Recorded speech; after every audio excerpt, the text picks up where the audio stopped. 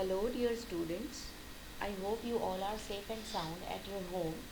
My name is Ankita and I am teaching as an assistant professor in Department of Computer Science and Engineering and in Bachelor's of Business Administration at St. Andrews Institute of Technology and Management, Gurugram.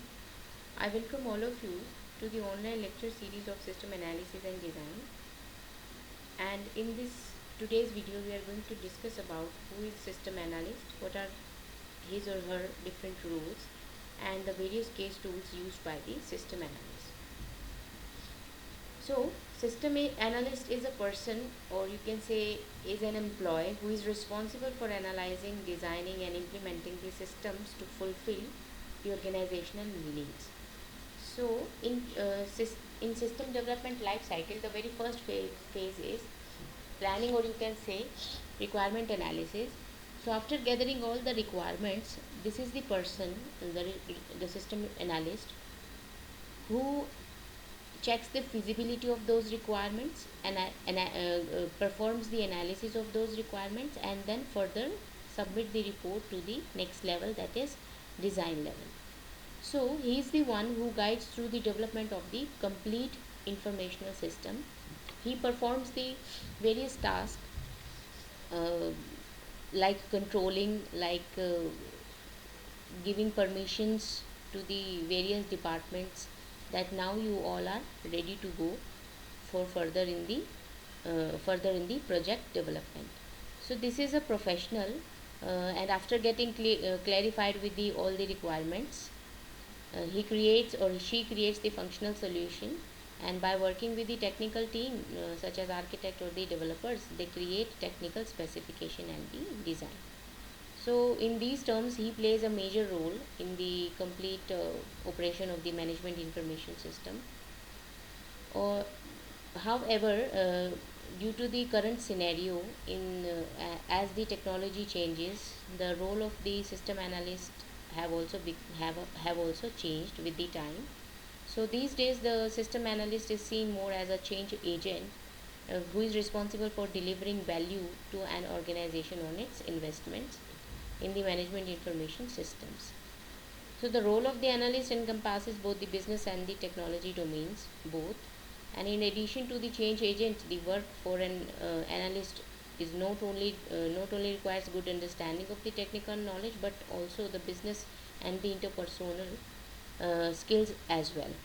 So, what interpersonal skills a system analyst must possess? They are as below. First one is communication. He needs to be very good communicator to understand and to communicate with the different user groups, or as well as to the technical specialist also. So if he is explaining something related to technicalities or technology, he must be sound enough to explain all his ideas to the specialists. And if he is talking to client, he should be vocal enough, or he should be well conveyed that what is the problem and how we are going to resolve that. So at customer level as well as on the technical level, he must be a good communicator.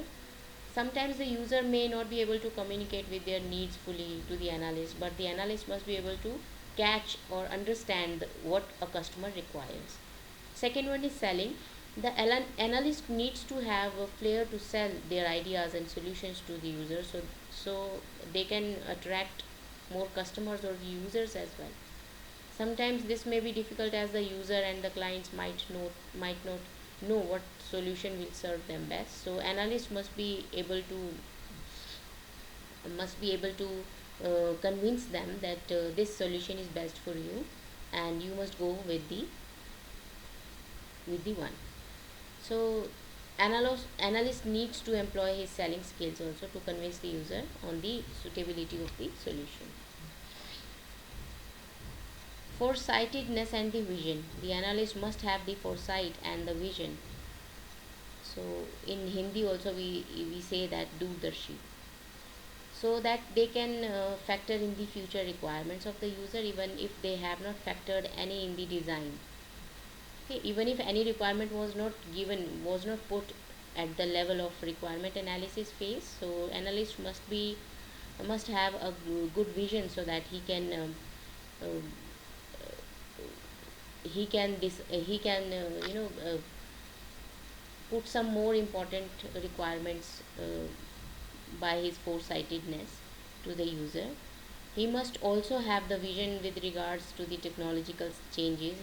He or she must be able to predict where the business needs and the technological capabilities constants will be in the future. So as we see in the stock market as well, there are some analysts that due to this foresightedness and their vision, they tell you which stock you should purchase, or which stock you should not purchase, or in which shares value is going high, value is about to go high or the low. So this is the main factor which share market analysts possess, basically. Patience and rationality. Also, the analyst needs to be patient and rational so that he or she does not rush to the solution immediately. If they make haste, then they might miss critical information about the problem or the opportunity, and end up promoting a wrong solution for the users. So rationality is also a virtue for the system analyst, as this will help them in analyzing the problem opportunity with a clear and without prejudice. Next is adaptability and flexibility skills. The analyst must be new to the environment of the particular business, but he or she uh, next is availability and Next is adaptability and flexibility skills. The analyst may be new to the environment of the particular business, but he or she has to be quick on the uptake and adapt fast to the culture and environment of the organization. And some flexibility is also required in understanding of the problems is also required, along with the flexibility to come up with the alternative solutions as well. So I hope you must be getting, because these are very adaptability and flexibility skills says that analyst may be new to the environment of the organization, but he should have the adaptation, or you can say he should be quick on the uptake and the adapt and to adapt the fast to the culture and the environment of the working environment of the organization. And some flexibility in understanding of the problem is also required, along with the flexibility to come up with the different alternative solutions also. Sound temperament. The analyst needs to remain calm in the face to adverse situations. Most of the time the critical data that the analyst seeks is hard to come by and may be late in coming. So the analyst will have to put up with all this and be calm in such situations. So next are the management skills. These skills are absolutely necessary for the analyst, uh, whether it is any kind of organization. The system analyst has to deliver in spite of several constraints. Hence, they must have good management skills too, to manage the time and the resources. So the management skills are further divided into five or six different aspects of the management skills. And the first is time management. He should be uh, well capable to handle the time. So whatever project or whatever system has been allotted to the organization or to the department to complete within a specific time, so analyst must be able to handle those time skills as well, those management skills related to time. This will help them to adhere to the strict schedules of the task. Project management skills, this helps them manage the project within the boundaries and the cost of within the boundaries of time and the cost. Man management skill says that the analyst will need human resource skills so that they can manage people working under him. So this skill will also help them to connect to people in the client organization, so that there is greater acceptability for their solutions. And next is team management skills. The analyst must be a team player. They have to work in a team and they should ensure smooth functioning of the team. Organizing and directing skills, these are the basic managerial skills that the analyst must have to conduct the analysis properly. And negotiator, yes, the analyst should be a good negotiator to get his way around for the purpose of the selling his solutions and the ideas to get the relevant data from the client. Apart from above these management skills, leadership qualities is these are the features which an analyst must possess, like leadership quality, training and documentation capability, presentation skills, the technical skills, and creativity. So leadership quality says that he must exhibit leadership and take initiative to understand the issues pertaining to the organization and its line of business in a proactive manner, so that they are well aware of the associated issues of the problem or the opportunities both. Training and documentation says that analyst needs to be a good trainer, as they may be called upon to enhance the capacities of the users. So their documentation skills will also have to be good, as without those skills the communication with the technical team will remain incomplete. Presentation skills says that analyst must have good presentation skills that will help him or her to communicate better. Technical skills also required, that so that the system analyst can convey or can discuss all the various technicalities with the technical team or the programmer, or you can say the developers. Creativity, this skills ensures that the analyst can give the users novel technical solutions for the same problem. So with the alternative solutions, with the creative mind, he can incorporate some better solutions in front of the users. Problem solving techniques are the skills that will help the analyst form form a systems approach to the problem solving, so that they are able to structure a problem even when there is none. And the technical knowledge says that the analyst needs to have more concrete knowledge in the technical domain, so that they are able to generate alternative solutions to the problem. So this technical knowledge and technical skills are very much related with each other. The problem spectrum of the knowledge will help them to be flexible in their solution approach, and will ensure that they have a better understanding of the future of the technology. So all these were the roles of or the features of a system analyst. So every organization have such analysts.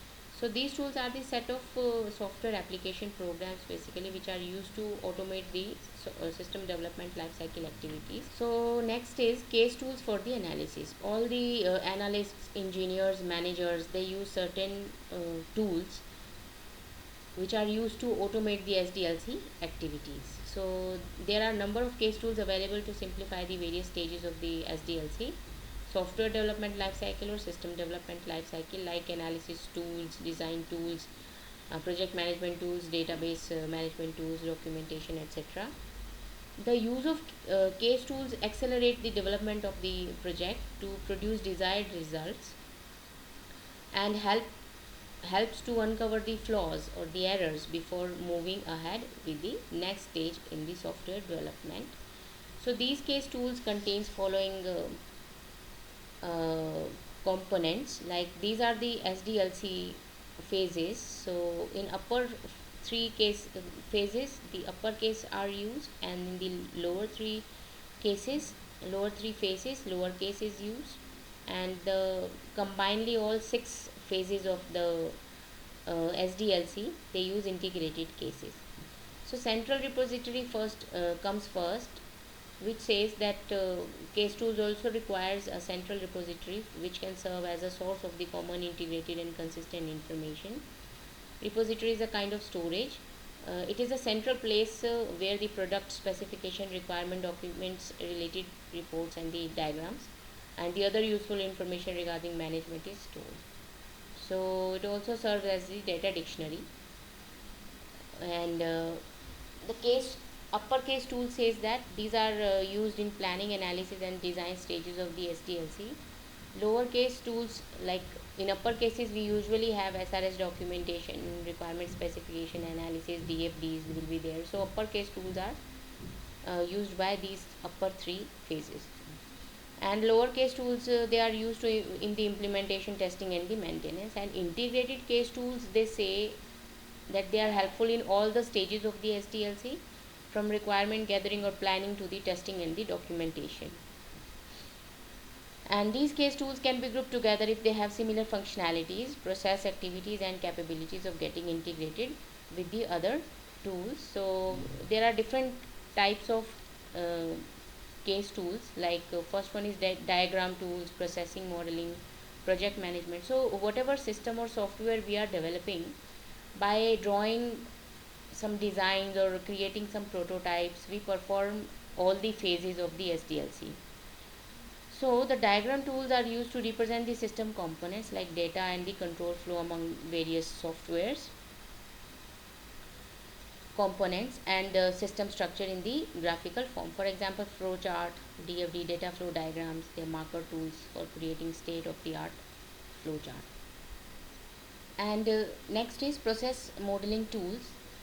Process modeling is basically a method to create software process models, which is used to develop the software. And process modeling tools help the managers to choose a process model or identify or modify it as per the requirement of the software product, such as your EPF composer. Okay, so process modeling tools you can include compression techniques into this phase, into such type of tools. Project management tool says that these are the tools used for the project planning, cost and effort estimation. Project scheduling is included in these tools. And the resource planning, managers have to strictly comply with the project execution with every mentioned step in the software project management. And the project management tools helps in storing and sharing project information in real time throughout the organization, like your Creative Pro Office, Track Project and Basecamp. These are the tools used for the project management. These are the tools for used for project management. Next is documentation tool. It is a in a software project management, documentation tools says that while creating or while preparing reports, what type of tools you should use. So these tools generate documents for the technical users and the end users. Time periodical reports are generated in your SDLC. So documentation tools are used for that purpose. Technical users are mostly in-house professionals of the development team who refer to the system manual, reference manual, training manual, installation manuals, etc. And the end user documentation describes the functioning of and how to of the system, such as the user manual. For example, we purchase any electronic appliance from any shop, so it also gives you the manual which says how to operate this appliance and what are the various operations that appliance include. That is the user document which you can say. And whatever documentation or the manuals were required by the technical team to develop or to manufacture that electronic appliance, those manuals or those documents are known as the technical documents or the documents for the technical team. Okay, so for example, Doxygen, DR Explain, Adobe, RoboHelp for documentation. These tools are required to prepare the reports or maintain the documentation, manuals, etc. Analysis tool help to gather the requirements automatically, check for the inconsistency, inaccuracy of the in the diagrams, and data redundancy or enormous omissions. So, for example, accept 360 and a COMPA case complete for the requirement analysis, visibility analyst for the tool analysis. So, analysis tools are used to check the inconsistency, redundancy, inaccuracy, consistency of your data in the diagrams. Design tools encompasses the software designer also needs to design the block structure of the software, that how our software will be looking like or what modules will be included in the software. So which may further be broken down into smaller modules using refinement techniques, and these tools provide detailing of each module and interconnection among the modules. For example, animated software design. Configuration management tools says that an instance of software that is related under one version, and configuration management tools deal with the version and revision management, baseline configuration management, and change control management. So as you know that uh, this subject is totally theory, so I'm also giving you certain examples related to analysis, design. I'm talking about DFDs, flow diagrams, design tools, etc. So you need to incorporate such examples in while writing the semester examination also. So the questions associated with this topic, which may you may expect in your final examination, are the role of system analysts in an organization, and what are the skills that a system analyst must possess. Okay, so such kind of questions you can, yes, case tools are again very important. So you should prepare case tools for the analysis properly. So this was all about today's video. We will meet soon in the next video. Thank you so much and take care.